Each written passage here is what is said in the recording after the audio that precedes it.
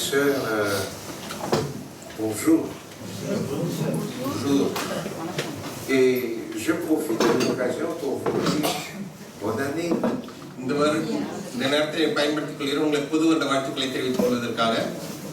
J'étais avec ma femme à Madagascar. Et lorsque les gens nous voyaient, ils nous ont demandé: que faites-vous maintenant, pasteur Elioné?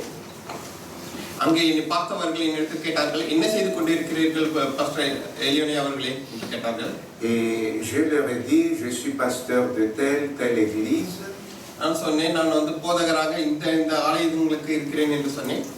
Et je leur ai dit aussi: je suis pasteur dans une église tamoule. Et ils ont ouvert les yeux. Tamoule. Alors, j'ai expliqué qu'en Inde, il y a une grande nation.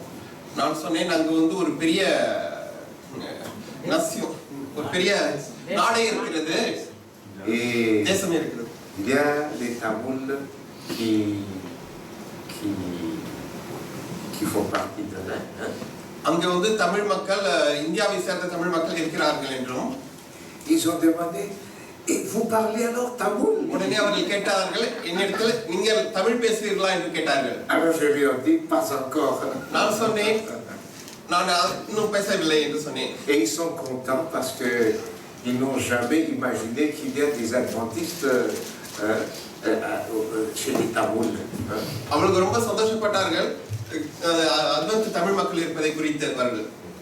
Et ils m'ont dit: saluez de notre part nos frères et sœurs tamouls.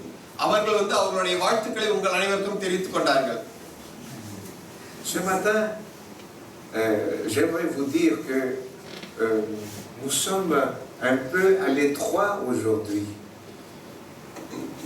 À l'étroit.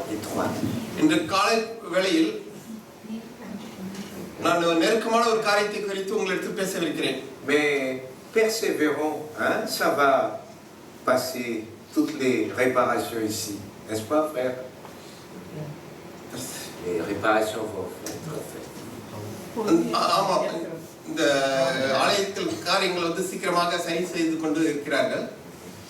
Et nous sommes très contents aujourd'hui car nous pouvons nous réunir librement.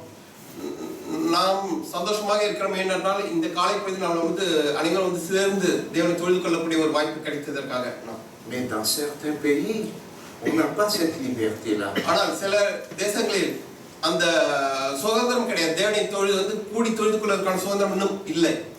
Voilà pourquoi le titre de mon sermon, c'est la liberté religieuse est très précieuse.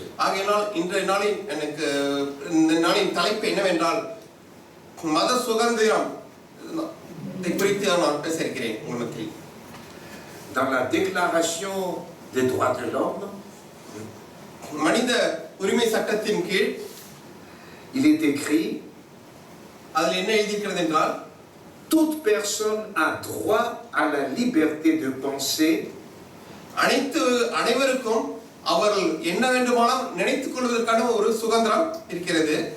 toute personne a droit à la liberté de pensée, de conscience et de religion.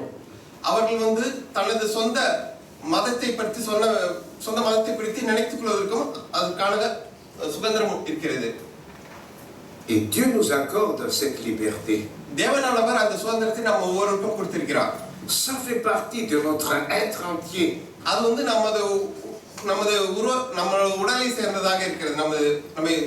La liberté de choisir notre religion.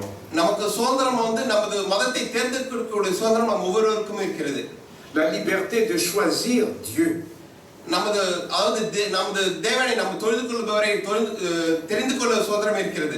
liberté de prier.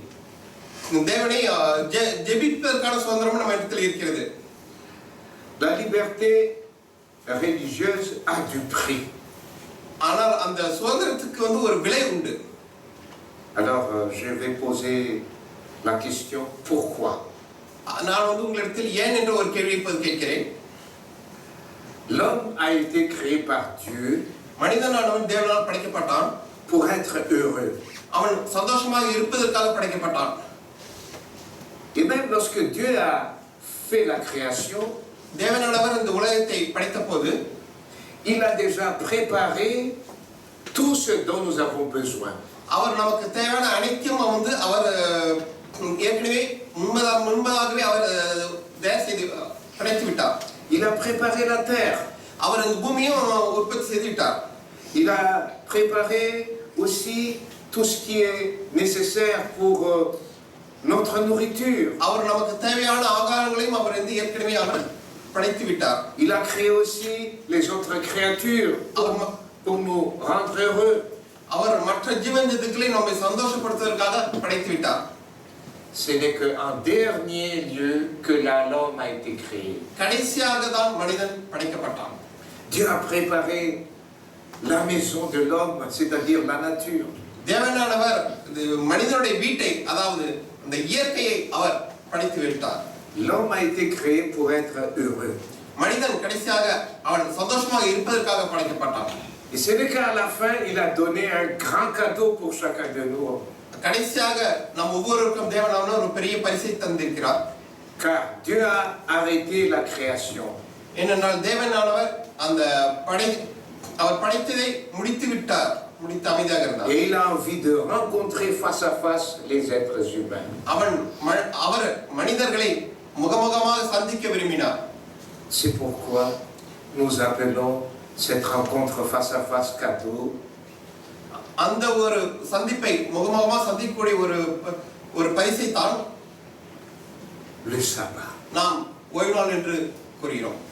Genèse 2, le verset 1 à 3. Genèse chapitre 2, le verset 1 à 3. ஆதியாகமம் 2ஆம் அதிகாரம் 1ஆம் வசனத்தை வாசிப்போம்.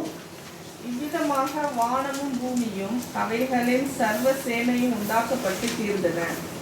தேவன் தாம் செய்த தம்முடைய கிரியையை 7ஆம் நாளிலே நிறைவேற்றி தாம் உண்டாக்கின தம்முடைய கிரியைகளை எல்லாம் முடித்த பின்பு 7ஆம் நாளிலே ஓய்ந்திருந்தார். தேவன் தாம் சிருஷ்டித்து உண்டு பண்ணின தம்முடைய கிரியைகளை எல்லாம் முடித்த பின்பு அதில் ஓய்ந்திருந்தபடியால் தேவன் 7ஆம் நாளை ஆசீர்வதித்து அதை பரிசுத்தமாக்கினார். Dieu est un Dieu d'amour. தேவன் அன்பான தேவன். Il a tout fait. அவர் அனைத்தையும் செய்து விட்டார். Et voilà, l'homme a été créé pour régner. கடைசியாக மனிதன் ஆளுவதற்காக அவன் உண்டாக்கப்பட்டான். Et pour avoir aussi une relation avec lui. அது மட்டுமின்றி தேவனுடன் ஒரு உறவு வைத்துக் கொள்வதற்காகவும் அவன் உண்டாக்கப்பட்டான். Grâce au sabbat. இந்த ஓய்வு நாளின் மூலமாக Dieu n'a pas fait de l'homme qu'il a créé un homme automate. தேவன் மனிதனை படைத்தது ஒரு ஆட்டோமேட்டிக்காக தானாக செயல்படக்கூடியவனாக படைக்கவில்லை. Comme un robot. ஒரு இயந்திரம் போல் படைக்கப்படவில்லை மனிதன். Non, mais un homme qui peut penser.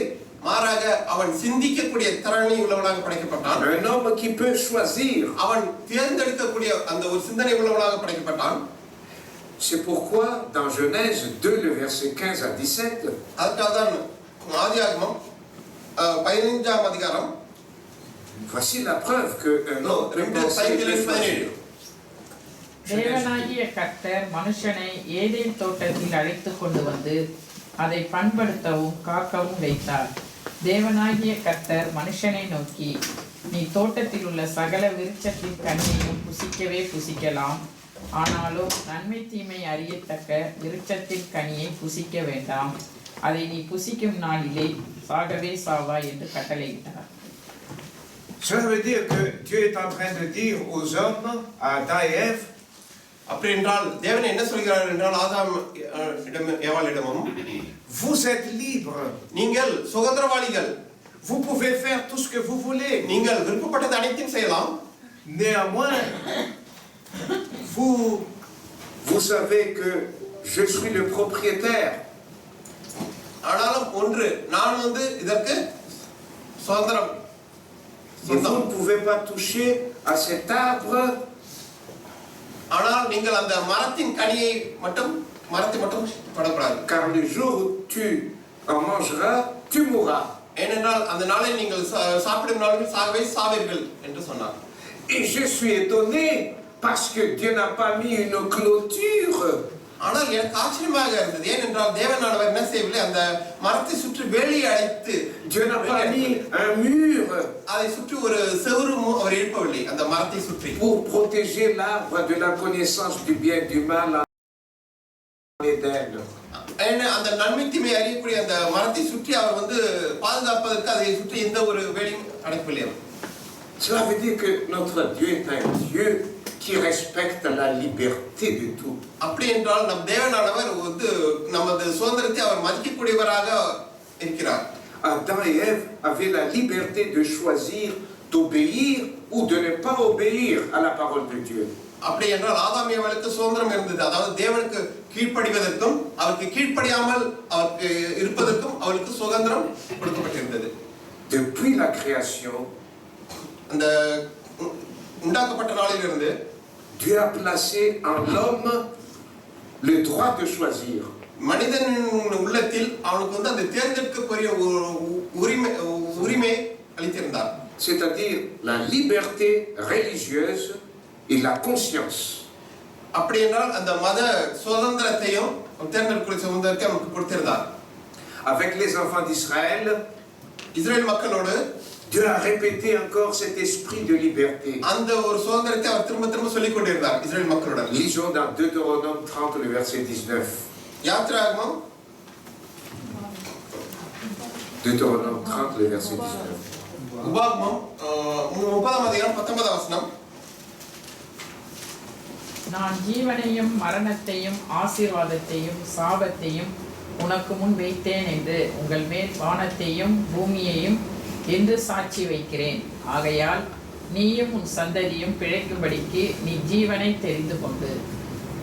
Tu dois choisir la vie ou la mort. நீ ஒன்று வாழ்வியம் அல்லது சாவியம் எதை நீ தேர்ந்தெடுக்கிறாய் என்று. Tu dois choisir la bénédiction ou la malédiction. நீ ஆசீர்வாதத்தையும் அல்லது சாபத்தையும் எதை வேணாலும் உனக்கு தேர்ந்தெடுத்துக் கொள்ள உரிமை இருக்கிறது. Et Dieu nous dit tout simplement, choisis la vie. ஆனால் தேவன் என்ன சொல்கிறார், நீ வாழ்வை தேர்ந்தெடுத்துக் கொள்ள என்று சொல்கிறார். L'existence de la connaissance religieuse vient de Dieu. அந்த மத சுதந்திரத்தை தேர்ந்தெடுக்கும் உரிமை தேவனிடத்திலிருந்து நமக்கு வருகிறது. Dans le domaine religieux, ஆனால் மத சுதந்திரத்தை பொறுத்தவரை Dieu nous donne la liberté. தேவன் நமக்கு சுதந்திரத்தை அளித்திருக்கிறார். Et ça a déjà existé depuis notre création. அது ஆதியிலிருந்து நம்ம படைக்கப்பட்ட நாளிலிருந்து அந்த சுதந்திரமானது இருந்து கொண்டுதான் இருக்கிறது. Mais la liberté religieuse a un ennemi. ஆனால் அந்த மத சுதந்திரத்துக்கு ஒரு எதிரியானவன் இருக்கிறான். C'est pourquoi l'ennemi est en train de violer la liberté religieuse. அந்த எதிரியானவன் அந்த மத சுதந்திரத்தை அவன் என்ன செய்கிறான், அவன் திருடி கொள்கிறான். Et cela a commencé avec l'exemple de Caïn et de Abel. அதை நாம் பார்க்கலாம், அந்த காயின் ஆபேல் சரித்திரத்தில் நாம் பார்க்கலாம்.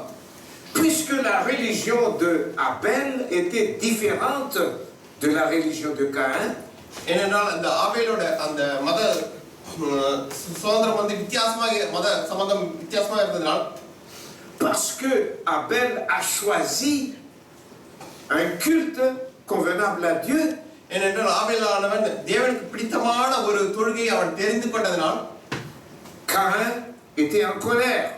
காயினானவன் அவன் மேல் கோபமடைந்தான், கோபமாக இருந்தான். Caïn ne peut pas accepter la différence. காயினால் அந்த ஒரு வித்தியாசத்தை ஏற்றுக்கொள்ள முடியவில்லை. Vous pouvez suivre cette histoire dans Genèse 4, 1 à 10. இதை நீங்கள் ஆதியாகமம் 4ஆம் அதிகாரத்தில் நீங்க பார்க்கலாம். Est-ce que quelqu'un peut le lire, cette histoire, rapidement? யாராவது எடுத்து. ஆதாம் தன் மனைவியாகி ஏவாளை அறிந்தான். அவள் கர்ப்பவதியாகி காயினை பெற்று கர்த்தரால் ஒரு மனுஷனை பெற்றேன் என்றாள். பின்பு அவனுடைய சகோதரனாகிய ஆபேலை பெற்றால் ஆபேல் ஆடுகளை மேய்க்கிறவனானான், காயின் நிலத்தை பயிரிடுகிறவனானான்.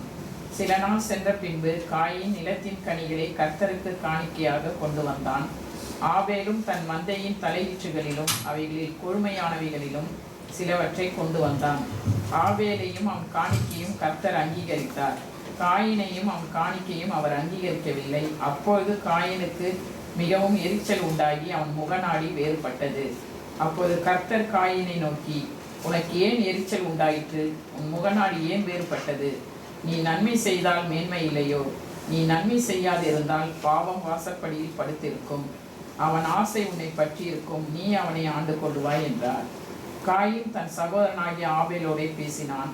அவர்கள் வயல்வெளியில் இருக்கும் சமயத்தில் காயின் தன் சகோதரனாகிய ஆபேலுக்கு விரோதமாய் எழும்பி அவனை கொலை செய்தான். கர்த்தர் காயினை நோக்கி, உன் சகோதரனாகிய ஆபேல் எங்கே என்றார். அதற்கு அவன், நான் அறியேன், என் சகோதரனுக்கு நான் காவலாளியோ என்றான். அதற்கு அவர், என்ன செய்தாய்? உன் சகோதரனுடைய இரத்தத்தின் சத்தம் பூமியிலிருந்து என்னை நோக்கி கூப்பிடுகிறது.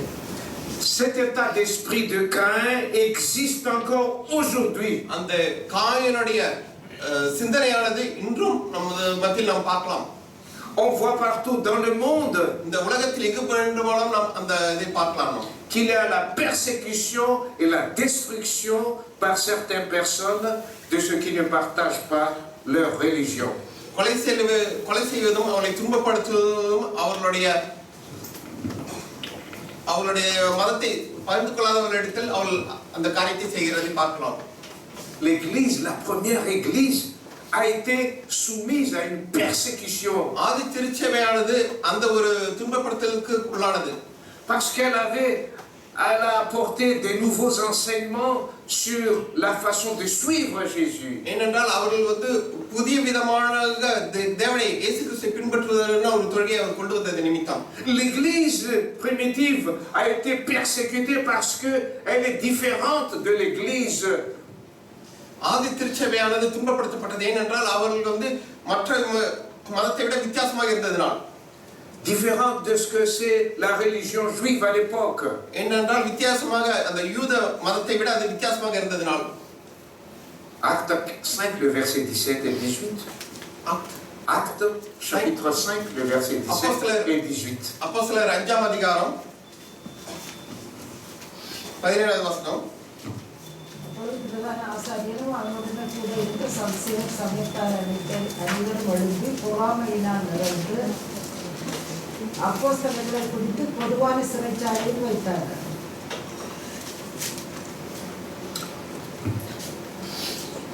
Les chefs religieux juifs யூத மத தலைவர்கள் ne pouvaient pas supporter la différence entre leurs enseignements et les enseignements de Jésus. அவர்களால் அதை பொறுத்துக் கொள்ள முடியவில்லை.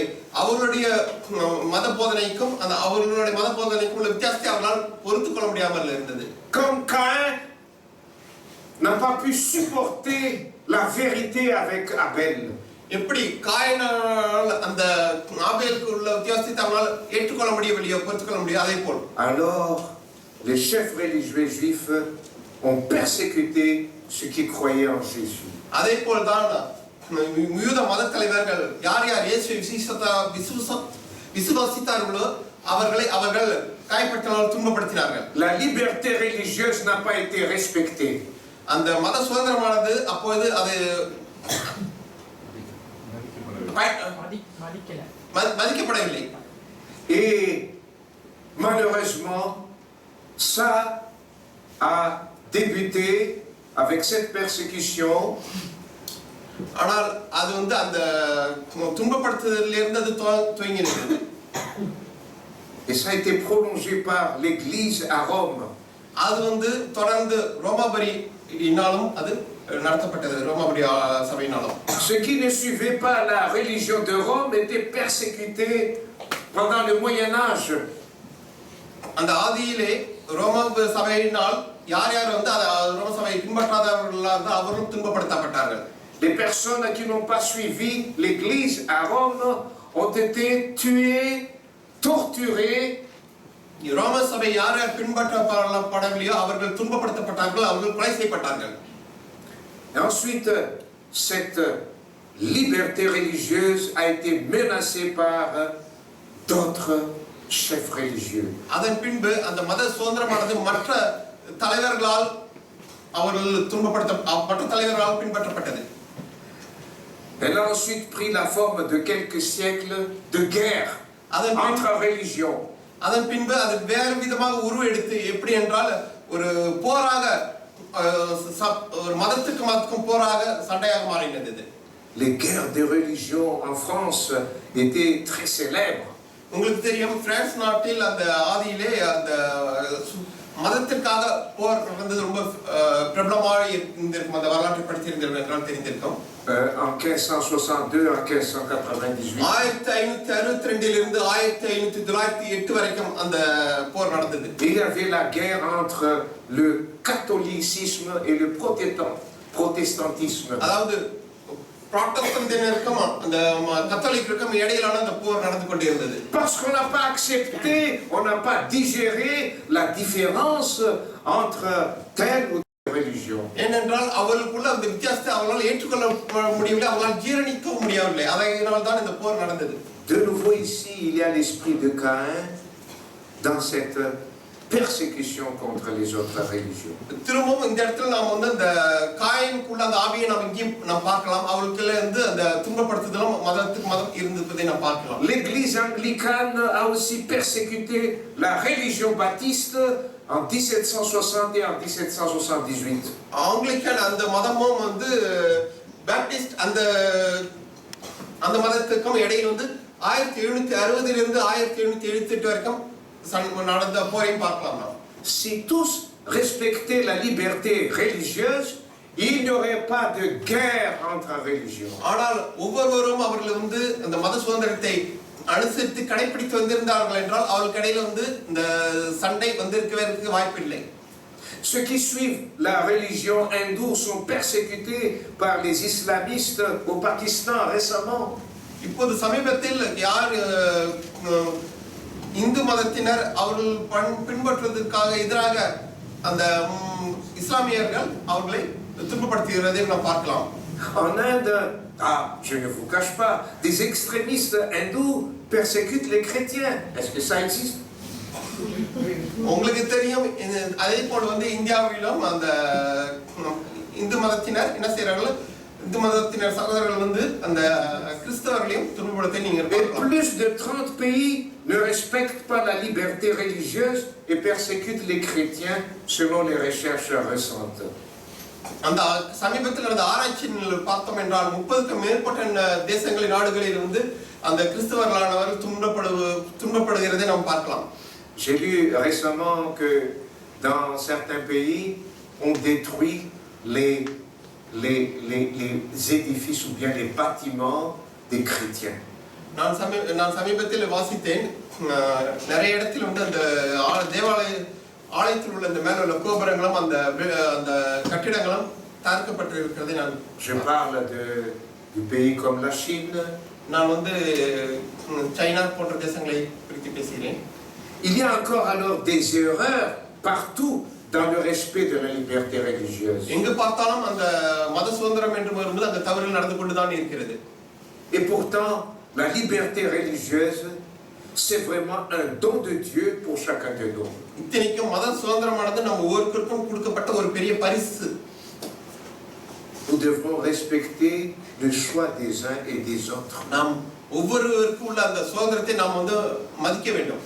Si l'autre a une autre religion, ஒருவருக்கு வந்து அவர் இன்னொரு மதத்தை அவர் பின்பற்றினால் la différence ne devrait pas nous amener à persécuter l'autre. அந்த வித்தியாசமானது நமக்குள்ள வந்து ஒரு விரோதத்தையும் அவர்களை நம்ம வந்து துன்பப்படுத்துவதற்கான நம்மளை கொண்டு செல்லக்கூடாது. Que faut-il faire pour protéger notre liberté religieuse? நாம் என்ன செய்ய வேண்டும், நம்மளுடைய மத சுதந்திரத்தை நாம் வந்து பாதுகாத்துக் கொள்வதற்கு. Il existe dans la Bible des exemples. அதற்கு வேதாகமத்தில் நாம் பல உதாரணங்களை நாம் பார்க்கலாம். Prenons l'exemple de Shadrach, Meshach et Abednego.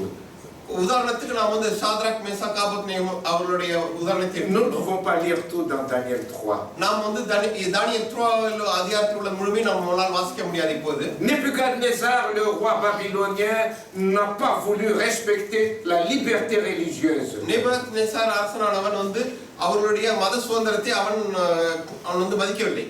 Mais il a demandé à Shadrach, Abednego அவன் என்ன கேட்டான் என்றால் அவர்களிடத்தில் d'adorer la statue d'or. அவன் என்ன கேட்டான் என்றால் அந்த சிலையை பொன்னால் செய்யப்பட்ட அந்த சிலையை வணங்கும்படி அவர்களை கேட்டான். Même au prix de la vie de Shadrach, Meshach et Abednego, eh bien, ces derniers ont dû refuser ce que le roi a demandé. அவர்கள் இல்லை என்றால் அவர்களை வந்து உயிரை வாங்கிவிடுவதாகவும் சொல்லி அவர்களை எச்சரித்தான். Car la liberté religieuse vient de Dieu. அந்த மத சுதந்திரமானது தேவனிடத்திலிருந்து வந்தது. Et on doit la protéger. நாம் அதை பாதுகாத்துக் கொள்ள வேண்டும். Quel que soit le prix. அது வந்து என்ன விலையாக இருந்தாலும் அதை நாம் பாதுகாத்துக் கொள்வது அவசியமாக இருக்கிறது. Il y a des personnes qui défendent leur liberté religieuse. எனக்கு தெரியும் நிறைய பேர் வந்து அந்த மத சுதந்திரத்தை வந்து அவர்கள் பாதுகாத்துக் கொள்கிறார்கள் என்று எனக்கு தெரியும். Parfois ça coûte très cher.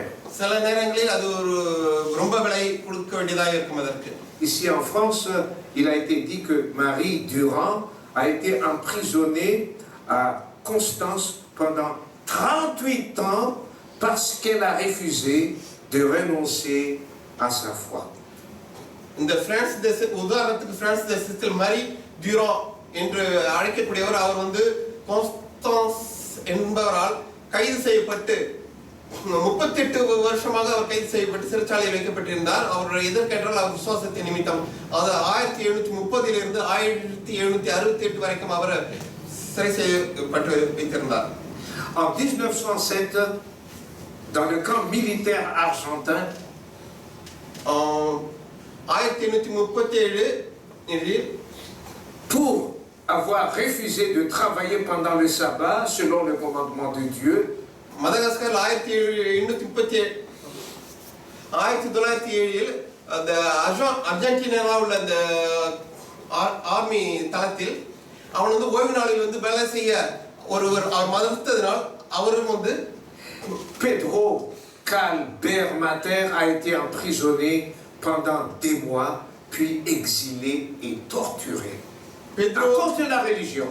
அந்த மதத்தினால் பெட்ரோ கல்பர் மட்டர் என்பவரும் என்ன செய்யப்பட்டார், அவரும் வந்து கைது செய்யப்பட்டு அவர் வந்து துன்பப்படுத்தப்பட்டார். அதன் பின்பு அவரை வந்து நாடு கடத்தினார்கள் அவரை. Et lorsqu'il a été jugé, அவனை வந்து அவர்கள் வந்து நியாயம் விசாரிச்ச போது il expliqua aux nombreux dignitaires et prêtres ces raisons d'observer le sabbat. அவனிடத்திலிருந்து அந்த விசாரித்த போது அவர்கள் என்ன சொன்னார்கள் என்றால் அவன் வந்து இந்த ஓய்வு நாளைக்காக வந்து அவன் வந்து நின்னான் என்று அதை வந்து அவன் வந்து அனுசரிக்க வேண்டும் என்று சொன்னான் என்று அவன் சொன்னான். Par miracle, il a été libéré. ஆனால் ஆச்சரியமாக அற்புதமாக அவன் வந்து விடுதலை செய்யப்பட்டான். Et lorsqu'on lui a demandé pourquoi il observe le sabbat, அவனிடத்தில் ஏன் வந்து நீ ஓய்வு நாளை அனுசரிக்க வேண்டும் என்று இருக்கிறாய் என்று கேட்டபோது il a expliqué la parole de Dieu. அவர் என்ன சொன்னார் என்றால் அவர் வந்து வேதத்தில் உள்ள அந்த தேவ வசனங்களை சொன்னார். அவர் வேத வசனம். Et les prêtres qui étaient là avec les officiers, அங்க கூடியிருந்த அந்த குருமார்கள் அந்த சாமியார்கள் வந்து அந்த மற்ற அதிகாரிகள் கூடியிருந்தவர்கள் n'ont pas pu démontrer le contraire. அவர்களால் வந்து அதுக்கு மறு கருத்து சொல்ல முடியவில்லை. Gloire à Dieu. தேவனுக்கே மகிமை. Il a été libéré. அவர் வந்து சுதந்திரமாக விடப்பட்டார், வெளிவிடப்பட்டார். Depuis cette date-là, அந்த தேதியிலிருந்து la loi en Argentine permet aux adventistes de ne pas travailler le jour du sabbat. அந்த தேதியிலிருந்து அர்ஜென்டினா தேசத்தில் அந்த கிறிஸ்தவர்களுக்கு அந்த ஓய்வு நாளில் வேலை செய்வதற்கு முழு சுதந்திரம் கொடுக்கப்பட்டிருக்கிறது, ஒரு சட்டம் போடப்பட்டிருக்கிறது அர்ஜென்டினா நாட்டில். Il y a encore des adventistes qui traversent des épreuves à cause de leur décision de suivre la parole de Dieu et la volonté de Dieu. இன்றைய நாளிலும் நிறைய அட்வென்ட் மக்கள் வந்து அந்த ஓய்வு நாளை அனுசரிப்பதற்காக வந்து நிறைய காரியங்கள் அவர்கள் வந்து தாண்டி செல்ல வேண்டியதாக இருக்கிறது பல இடங்களில். Car la liberté religieuse vient de Dieu. ஏனென்றால் அந்த மத சுதந்திரமான தேவனிடத்திலிருந்து ஒருவருக்கும் வருகிறது. En 2018 aux États-Unis, 2018 அமெரிக்கா தேசத்தில் Sylvia a été licenciée de son travail. Sylvia என்பவள் தனது வேலையிலிருந்து அவள் வந்து தரத்தப்பட்டாள். Parce qu'elle avait demandé de ne pas travailler le jour du sabbat. ஏனென்றால் அந்த ஓய்வு நாளில் வேலை செய்ய மாட்டேன் என்று சொன்னது நிமித்தம். Car il veut honorer Dieu et la loi de Dieu. ஏனென்றால் அவள் வந்து தேவனையும் அந்த தேவனுடைய கற்பனைகளையும் மகிமைப்படுத்த வேண்டும் என்று நினைத்ததினால். Mais finalement, devant le tribunal, ஆனால் கடைசியாக அந்த ட்ரிபியூனலுக்கு முன்பாக le ministère de la Justice américaine a condamné la ville de Lansing de l'avoir licenciée. ஆனால் அந்த ட்ரிபியூனல் என்ன தீர்ப்பு வந்தது என்றால் லாசிங் என்ற அந்த ஊரை வந்து அவளை வந்து வேலையை விட்டு லிசன்ஸ் செய்ததற்காக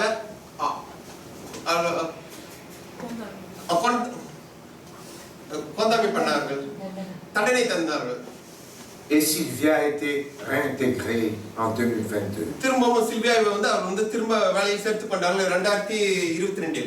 C'est un fait de dire que la liberté religieuse n'a pas été respectée dans le passé et même aujourd'hui.